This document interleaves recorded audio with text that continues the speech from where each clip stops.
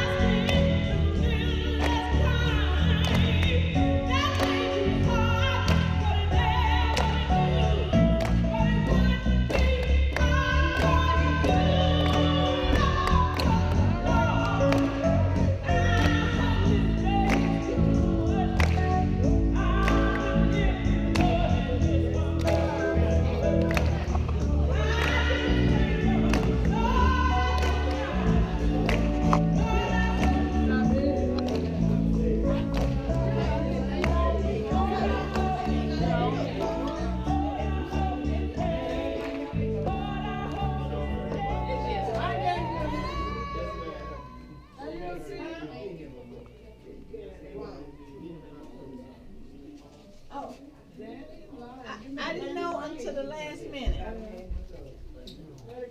And we got tons of food. Oh, you don't live in town? Oh, because Dana is filming us and everything. Mr.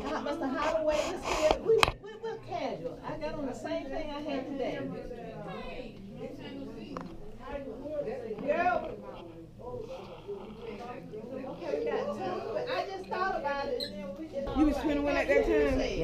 Right. So I was 15. Oh, you was just 11 years older than I was. Yeah. I was 21, 1963, right? They praying over the fruit. I don't know why. It's gonna.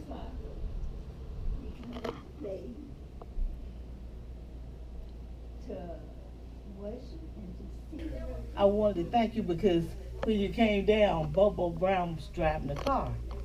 And you jumped out, jumped up on the sill, and you told us all to that you were going to take pictures. You did tell us. And then you said, you told some of us to go to the door, you know, to keep the guard occupied. So we did. Sam and I did. We stayed at the door. We never got our faces shown. Our backs were shown. Right. That's true. I sent people around there. At first, everyone came to the window. Yes. And it was so crowded, and everybody smiling at me, which is really was not, you know, I mean, there was nothing to smile about except No. that I showed up that day. But so I wanted to show, you know, like you in this prison, it was a pretty gross place. So I think someone said, oh, we'll show you how you sleep. We sleep, you lay down. And then everybody, I think they went to the back to keep them busy. Yes. But you must be in the picture. There's a picture with 14 girls standing there. Yes, there were 14 of us on the picture. Lula is not on the picture. She's in that corner by herself. Right. So there were really technically 15 girls, not 14. You took a lot of pictures. Well, actually, I took like 18 or 20 or 22 or something. Yes. Which is not a lot for someone like me, but a lot of them I'm shaking and out of focus, and you know, because it was scary. You know? Right, it was. So how you been? What are you doing here? What are you doing now and everything? I'm retired. I'm a retired guidance counselor. I worked in education for 39.5 years, and I retired in 2009. Uh-huh. And after, was that the first time you were arrested? Yes. And did you then participate in any other demonstrations after that? I did, but I was never arrested again. Right. Oh, here she is. Yes, it's there. Cool, go ahead. Well, you got the cool hair, so I got to film it. There is a group shot where everybody's kind of standing. Can you see yourself in that? Oh, yes. I can see my back. Oh, you've turned around. Right. Right, there's someone at the window. Well, that was an important, to talk to Pop, right? Right. You can see a head Right, there, right? right. Well, that was a very important job. I didn't want to get, here's a silly question. Did that guy have a gun? What? He had a shotgun that he kept down by his foot. He didn't have a pistol. He had a shotgun. See, they didn't tell me that. Yes. I wouldn't have gone out there. I would have been afraid, you know. Who took me out there? I'm joking now, Okay. but I know you wouldn't. you know, the guy who took me out said, "Oh, he's a harmless old guy." He says we call him Pop. I said, "Okay, well, I'll hide in the back of your truck and car, and I'll sneak over there." But, So Pop had a shotgun. He did. Oh, great. He always kept it laying by his foot. Right. And he, that particular day, I think the fact that the car was jumping Right. back and forth like that, because Bobo had never driven a car before. Yeah, right. He couldn't, and it was a shift car. Yes, it was. It was thick. What was his name? His name was Artis, Artis, and we called him Bobo Brown. Bobo. Right. I think the whole thing was his idea, you know. I mean, I think I came there and asked about it, and I remember a really young guy. He's like your age. Would he have been He's a a little teenager? bit older than I was. So he was what, 18 or 19? 18 and 19. And he said, "Oh, it just down the road. I can take you out there." And we Right. just came up with this crazy way to do it, you know. But he couldn't drive. Right. He never drove a car. And he didn't tell me he got a shotgun either. Right. He didn't know. He did not He know. might have said something. No, I mean, I was afraid. There was the movement. Everybody was very courageous. Look what you guys were going through. Yes. So his name was Bobo, and he passed away? Yes. That's About too 5 bad. months ago. Huh. What was it? Did he have I think it was just some illnesses, you know. Yeah. But he'd been ill for quite a few years. Hmm. He had a stroke at some point. Right. But I checked with his family. They said he died about 5 months ago, and they spread his ashes down Lee Street. Really? And where they put it? The ashes? I don't know. In the street? I guess. Did he like it? Someplace he liked, or? Is He that used legal? to live on Leesburg. I That's see. why I don't want us to. Yeah, well, people do that. You know. Right, right. They want to go home or be someplace Right. they're happy and everything. Well, that's cool. Okay, well, let's go and eat some. Thanks a lot. You're welcome. Yeah. And thank you. Yeah. Thank you for everything that you did, because I don't think we would have gotten out if it had not been for you. And those pictures, I don't think so. And the first time I saw the pictures was in 1963 when we got out. The first time they were in Jet magazine. That's the first time I saw them in Jet. I wasn't a part of that. I was Right. I was in school or at a university working, because I'm a university professor. Right. So I heard about it and I came home to see it. But some of the things that she had in that documentary was not true. It was, so, and I stood up afterward. I said, where are you all going with this? Right. I said, because some of that stuff didn't happen to her. Yeah, She yeah. married a white guy. Right. And I think she wanted to do something on her own, and I think he enhanced her to do a documentary. Right.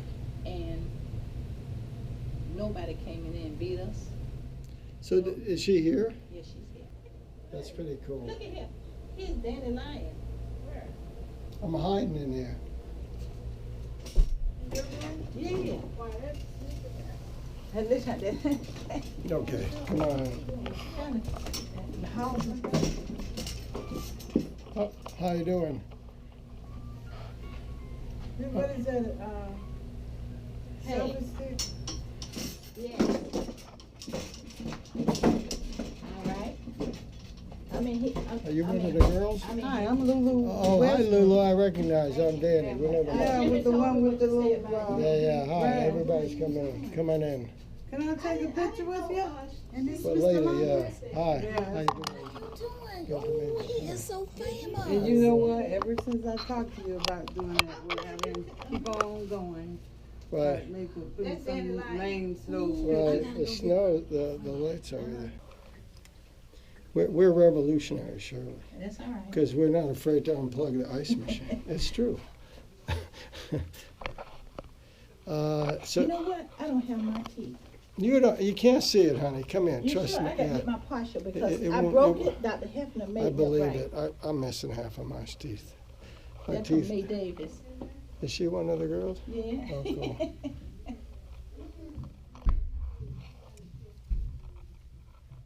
You need to taking me? What? Yeah. You need to stop. We came out here because the light's better. You was down on the Sunday. Hey, hi there. Because you was telling the girl, like, y'all go there and stand by the door so they won't know I'm taking these pictures. And you was back on the side. See, that's how I know. I didn't know it was you at the time, but I'm saying, a white guy was on the side of the window, and what you did was hand the camera, put the camera and said, take, and we was snapping. So where are all those pictures? What do you remember? I remember everything. So tell me what you remember. So I'm trying to. I was up on the bed. We didn't have any cover. I was on the spring mattress, like, and you told some of the girls, go over there and stand by the door so the security guard would not see you taking the picture. That's right. I was afraid. A young black teenager drove me there, and he said there was a guy named Pops with the Pops. guards. He said, I'll go talk to Pops, Why you and take the picture? and I would sneak around the back, and You that's sat when by you. the side of the building Right. where we were, and that's where my bed was.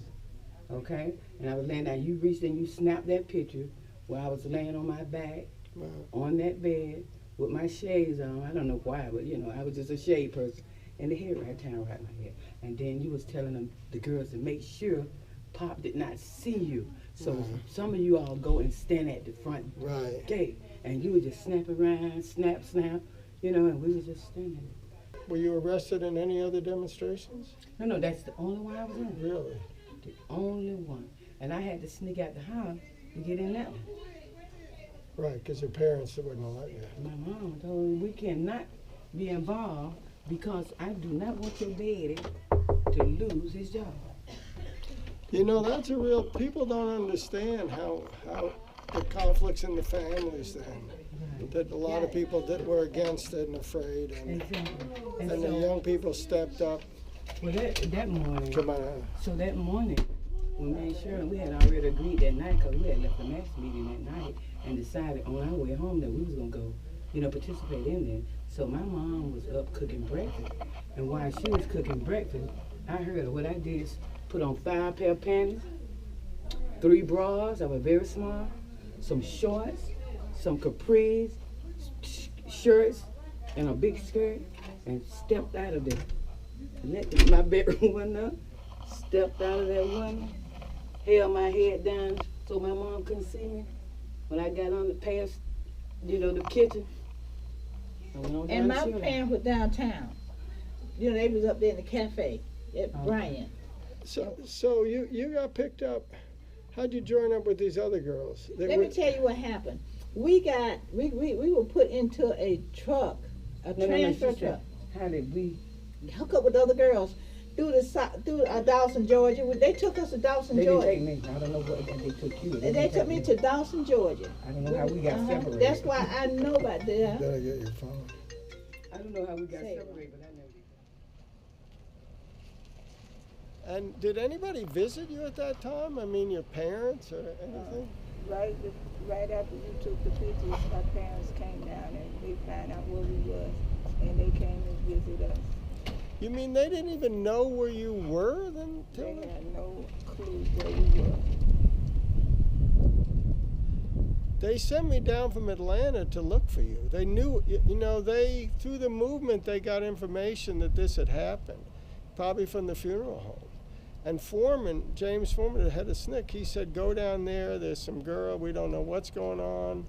And he said, go find out about it. So he sent me there really to take those pictures. It worked out good, though. And if it hadn't been for those pictures, I don't think we would ever been released. Was anyone ever held responsible or charged? Anybody ever apologize? No, never.